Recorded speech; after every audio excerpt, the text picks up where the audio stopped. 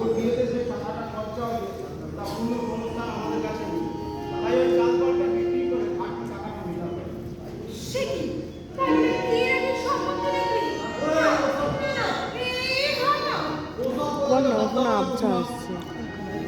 আমরা শুধু চাই এখানে যেমন আনন্দে আছিস তোর শ্বশুরবাড়িতেও ঠিক তেমনি আনন্দে থাকবি, হাসবি, খাইবি, ঘুরবি, বেড়াবি।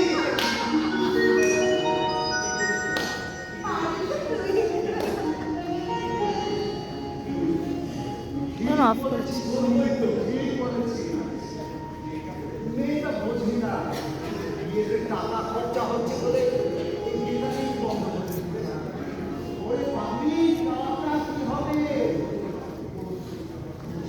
যে আমাদের সকলের সুখ তোর মুখে হাসি তুই দাদা ওই আসছে।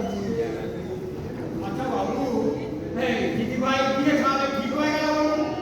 ওরে হ্যাঁ বলো। আচ্ছা বাবু, এই আপনি সবসময় এত এই লেগে থাকেন কেন বলুন তো? এই এখন তো আমি আর চাল চাইতে আসিনি বাবু। হ্যাঁ সেটা রে করেছে করেছে। এই বউ ছেলেকে নিয়ে কবে থেকে এই দত্ত বাড়ির অন্য কাউকে থাকবো সেই কথাটাই জানতে এসেছি বাবু।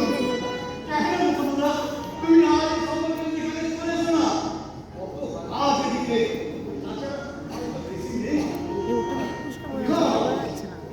কাজ কি করবে পুরের বাচ্চা দেখবেন দেখবেন ঠিক আছে ঠিক আছে এই একবার এসে উঠি এই তারপর এই তন্ত্রবাবুকে দেখিয়ে দেবো এই মুকুন্দটা একলাই একশো ঘটাবাবু আরে সব পরিবারে চলে আসবো বলছে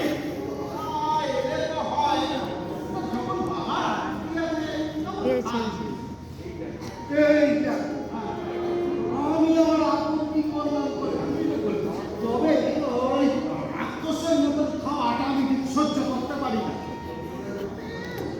ওরা সবাই যখন বলছিস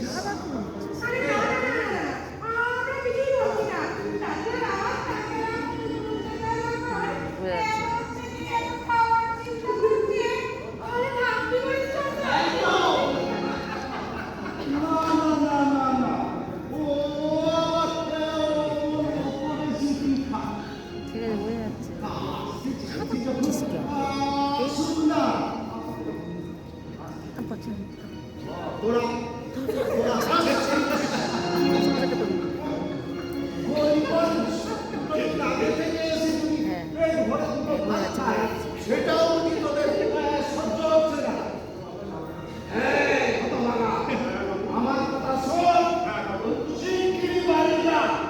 আজকে সকলকে নিয়ে এখানে এসে উঠবে আমার হুকুম।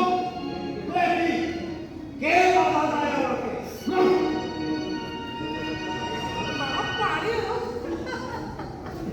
সত্যি বাবা পারে বল এখনো ছেলে মানুষ হয়ে গেল পাগল। আরে বাবা ছেলে মানুষ পাগল আছে বলে এই মুকুন্দর মতো মানুষেরা আমাদের স্নেহের দাবি করে, তাই বাড়ির সকলকে এত ভালোবাসে। তুমি যাও না আমি খাও।